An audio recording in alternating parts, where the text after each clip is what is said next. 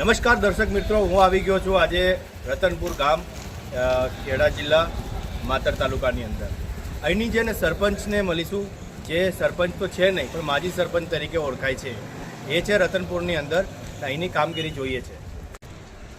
તો આજે સીધા મળીશું આપણે સરપંચ શ્રી જે જૂના હતા, માજી સરપંચ તરીકે ઓળખાય છે રતનપુર ગામની અંદર. તેમનું શુભ નામ જાણીશું. પુરેશી નાયક. ક્યાંના રહેવાસી છો તમે? રતનપુર. પહેલા શું હોદ્દો હતો તમારો? સરપંચ. સરપંચ તરીકે કામ કરતા હતા. જી. કેટલા વર્ષ સુધી તમે સરપંચ રહ્યા? 5 વર્ષ. કયા વર્ષથી કયા વર્ષ સુધી? 2012 થી 2017. હવે ફરીથી જો તમે તમારે નિમણૂક જે થઈ છે બરાબર એ વખતે, તો તમે એ વખતે જે શું કામો કર્યા હતા તમે? કામો તો ઘણા કર્યા. આરસીસી બ્લોક, ગટર લાઈન, વોશમાંની પાણીની પાઇપ લાઈન, પાણીની ટાંકી. ગટર લાઈન, પાણીની ટાંકી, પાણીની વ્યવસ્થા, રોડ રસ્તા બનાવ્યા હતા. ફિલહાલની અંદર એ રોડ રસ્તા છે ને ખડ વિખેડ થઈ ગયા છે. સાચી વાત છે? સાચી વાત. બિલકુલ. તો એનો જવાબદાર કોણ? માત્ર માર્ગ મકાન વિભાગ. તો માર્ગ મકાન વિભાગને તમે શું સંદેશ આપવા માંગો છો? માર્ગ મકાન વિભાગને એક જ સંદેશ આપવા માંગે છે કે વારંવાર રજૂઆતો કરીએ તો એકને એક જ વાત દોહરાય રાખે છે કે એની 10 વર્ષની વોરંટી પીરિયડ પૂરો થયો નથી. 10 વર્ષનો વોરંટી પીરિયડ પતશે તે પછી અમે નવી સર્ટી બનાવીએ. તો માર્ગ મકાન વિભાગ સીધી ઓંગળી દોડે છે ગ્રામ તરફ. એવું કહે છે કે 10 વર્ષની વોરંટીમાં અમે આ રોડ બનાવેલો છે, પણ એ રોડની અંદર ખાડા, મોટા નાના ખાડા પડી ગયા છે, પણ રિપેર કરીશું નહીં, એવું કંઈક જાણવા માંગે છે. આ વાત સાચી છે. સાચી છે. ઓકે. હવે ફરીથી તમને જો પબ્લિક તરફથી સપોર્ટ મળતો હોય બરાબર છે, તો આવનાર ઇલેક્શનમાં તમે ફરી આવવાના છો કે નહીં? એ તો વિચારીશું. અત્યારે હાલ ફિલહાલની અંદર ગામની અંદર શું સુવિધાઓ એવી બાકી રહી ગઈ છે જે તમે કરાવવા માંગો છો? બાકીમાં બાકી એ કે માતરથી રતનપુર તરફ આવતો રસ્તો છે, બિલકુલ તદ્દન ખખડધજ છે. 2 વ્હીલર લઈને બી ચાલી શકાતું નથી. તો તમે જનતાને શું કહેવા માંગો છો કે શાંતિથી સાધનો ચલાવવાના, જોરદાર ચલાવવાના? નહીં, જોરદાર જ ચલાવવાના હોય ને શાંતિથી શું કામ ચલાવીએ? રોડ પણ જોરદાર ચલાવવા જેવો છે નહીં. રોડ જ જોરદાર ચલાવવા જેવો ના હોય તો પબ્લિકને તમે એવું કહેવા માંગો છો કે સાધનો શાંતિથી ચલાવવા? આ રસ્તો સારો હોય તો શાંતિથી જ ચલાવશે, પણ અત્યારે શાંતિથી ચલાવવા જેવો જ છે. બીજી આપણે ગામમાં શું સુવિધા એવી છે જે પબ્લિકને સદંતર મળી રહી છે? ગટર લાઈન છે, સ્ટ્રીટ લાઈટ છે, પાણીની સુવિધા બિલકુલ વ્યવસ્થિત ચાલી રહી છે. ગામની અંદર યુવાઓને લઈને રોજગારની શું વ્યવસ્થા છે હાલ ફિલહાલની અંદર? ફિલહાલમાં તો રોજગારની વ્યવસ્થામાં તો બધા પોતપોતાના કામ ધંધો કરે છે.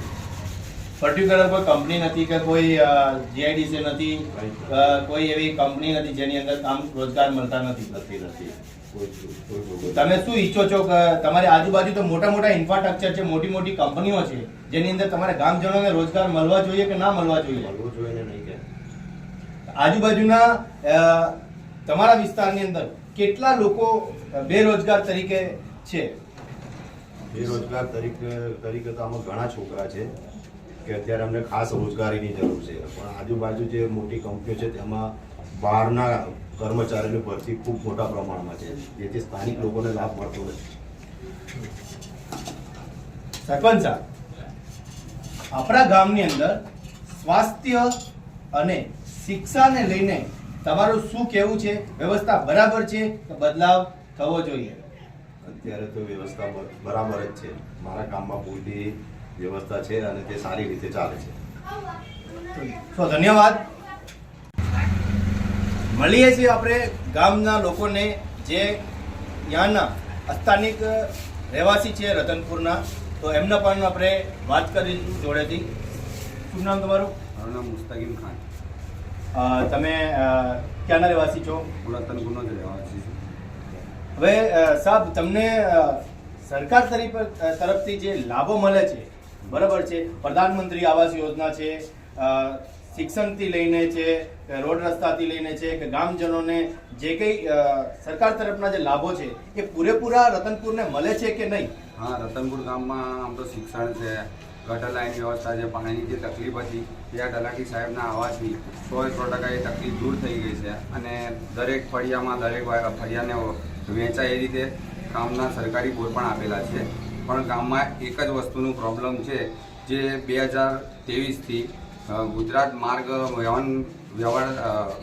માર્ગ મકાન વ્યવહારને આપણે અરજી આપેલી છે અને જેનો રસ્તો ખેડાથી માતર જતા એટલો બિસ્માર હાલતમાં છે, એટલી હાલાકી પડે છે, લોકો અપડાઉન કરે છે. માતર તાલુકો હોવા છતાં એટલે અવારનવાર ત્યાં કચેરી ઉપર જવાનું હોય છે અને આ રસ્તાના લીધે એટલી તકલીફ પડે છે જેનો આજ દિન સુધી નિકાલ થયો નથી, જેનો પૂરેપૂરો જવાબદાર માર્ગ મકાન વિભાગ માતર ને જવાબદાર અમે ઠેરવીએ છીએ અને જેનું વહેલી તકે નિરાકરણ કરવામાં નહીં આવે તો ગામ દ્વારા અમે ગાંધીજી ત્યાં માર્ગે આંદોલન કરીશું તેવી અમારી ખાતરી છે.